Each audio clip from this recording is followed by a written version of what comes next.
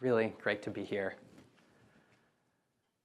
So I want to start by telling you a story about when I was part of a small rescue team that was sent into the Congo to evacuate people who were being massacred there. This was when the Congolese president at the time said that people of the Tutsi tribe are the enemy and need to be hunted down and exterminated. My boss, David, called me into his office and he handed me a list with 112 names on it. These were the people we had to get out.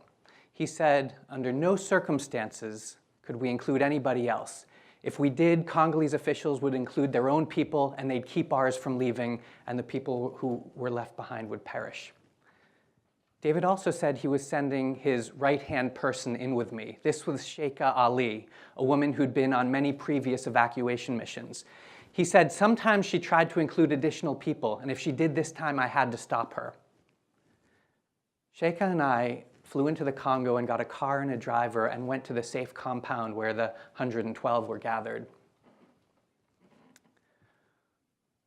We registered them there, and as we were trying to leave, somebody who was working in the compound said, "Wait, before you go, you have to go into that tent over there and look at the new people who came in."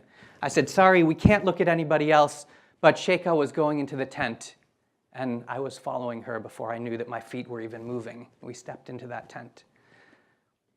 There were 32 widows and orphans who looked emaciated and traumatized. Sheikha leaned down to a little girl who was holding a doll and said, "What's your doll's name?" And all of a sudden, the doll's eyes popped open, and we realized that it was a tiny infant that looked more dead than alive.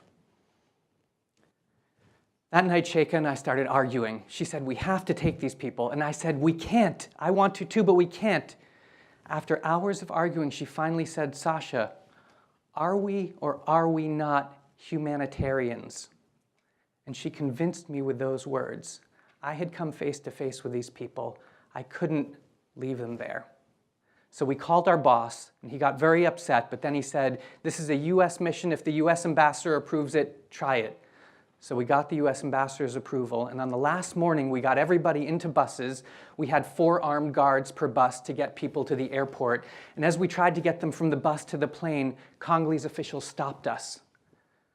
And I was so horrified. I thought everything David said is coming true right now. I looked around, and Sheikha was saying something to the head of Congolese immigration, but minutes went by. It felt like hours. And finally, they let us board the plane. And we flew out of there.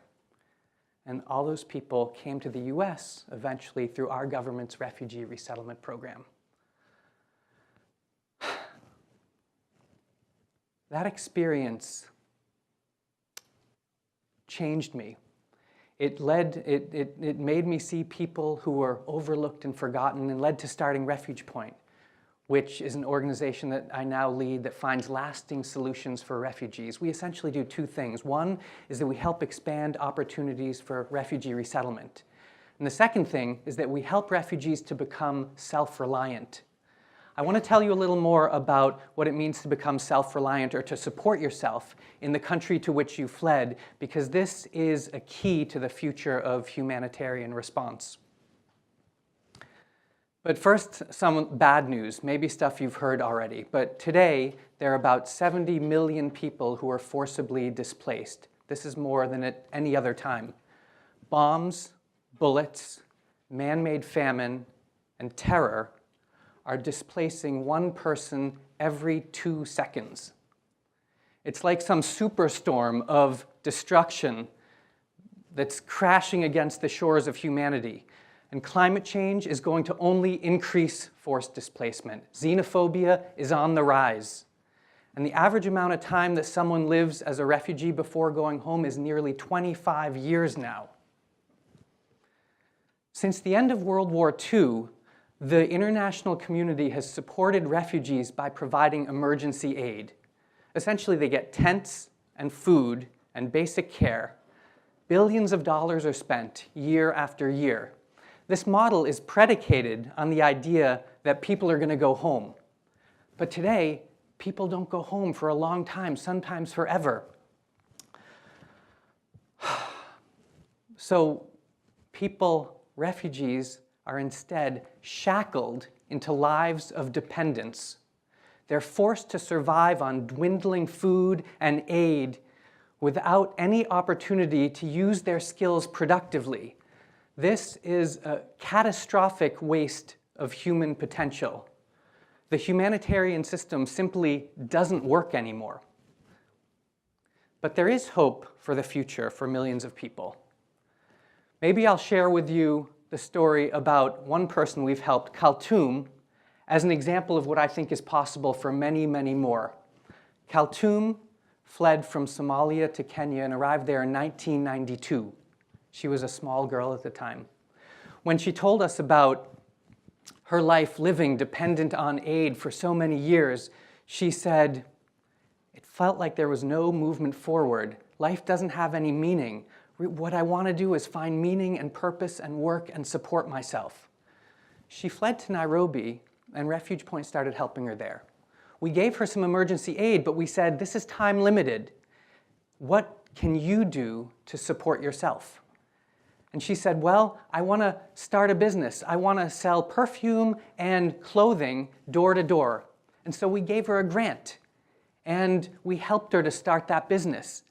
And it took about 2 years, but eventually she got to a point where she didn't need us anymore. We actually call this point the graduation point, where people don't need support anymore. And we've helped about a few thousand people get to this graduation point.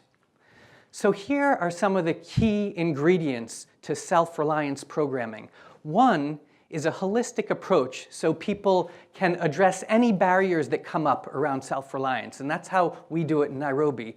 Two is a coordinated care model so that refugees don't have to spend time and energy looking for ways that they can get support.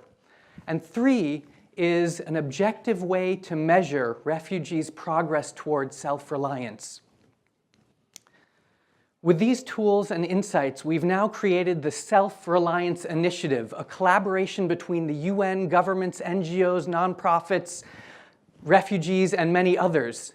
Our goal is to reach 5 million people in 5 years and enable them to become self-reliant. We're building a bridge between emergency aid, which is necessary at the start, to self-reliance so that people can depend on themselves, so that billions of dollars can be used effectively, so that we can help to unlock the human potential among millions of refugees. I have a lot of hope, despite all the obstacles. Kaltoum's success gives me hope. That tiny infant that I met in the Congo is now in college in the US. In 2030, millions of refugees can become self-reliant and contributing members of their new communities. And what we're trying to do really gets at the essence of something fundamental in life, that human beings can overcome the most impossible obstacles and hardships and horrors to go on and survive and even thrive and contribute to their communities and change the world around them. Thank you.